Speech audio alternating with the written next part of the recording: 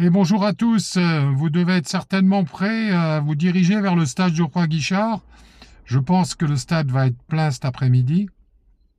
Alors vous avez été quelques-uns à m'envoyer des messages pour me dire pourquoi t'as pas fait de réflexion sur notre prochain match. Bon, moi tout simplement parce que j'ai un peu peur aujourd'hui, je vais vous le dire. Donc je vais vous donner mon avis. Je pense que notre entraîneur, depuis 15 matchs, n'a rien changé, ne veut rien changer.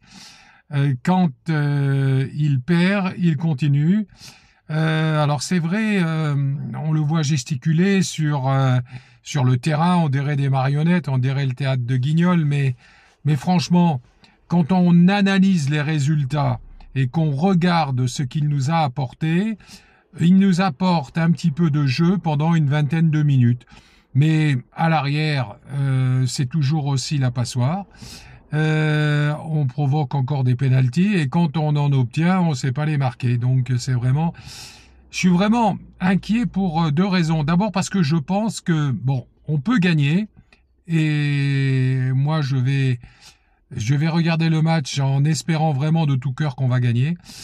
Mais si on perd, je vous demande vraiment de ne pas envahir le terrain ou de ne pas manifester votre mécontentement par des pétards ou des fumigènes, parce qu'on va le payer très cher.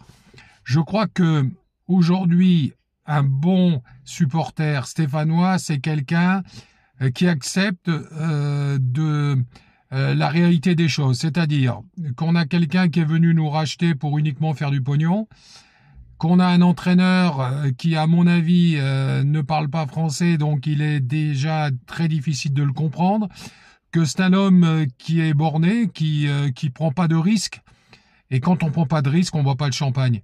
Moi, je pense que il fallait tenter autre chose et que je me vois mal gagner contre Lyon, je me vois mal gagner contre Strasbourg, je me vois mal gagner comme Monaco et je me vois très mal gagner contre le Stade de Reims qui est en train, lui, de prendre la bonne dimension de ce championnat.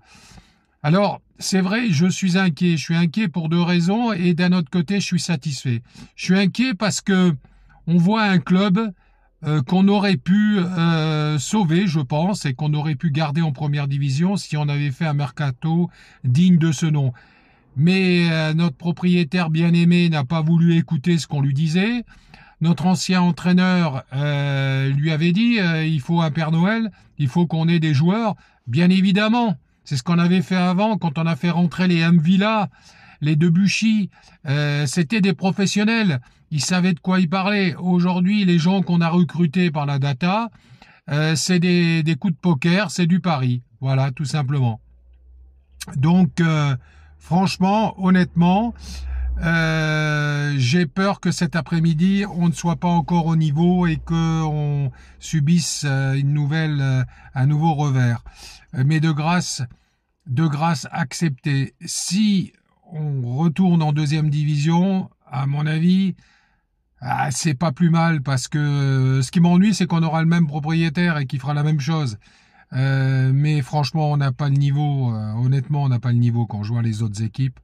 Je regarde toutes les équipes jouer et je me dis, on a un niveau de deuxième division, c'est tout, et encore de milieu de tableau aujourd'hui.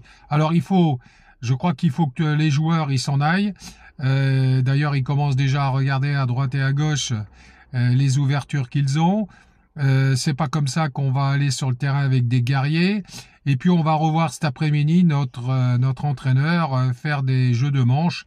Mais franchement, il n'y a rien derrière, malheureusement. Bon, gardons le moral.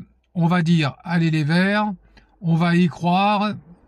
Je vous passe un grand bonjour et je vous dis qu'on a la chance d'avoir un club comme Saint-Étienne parce que c'est un club qui nous a fait rêver et qui nous fera rêver encore demain. Allez, courage, à bientôt et allez les Verts et on va gagner.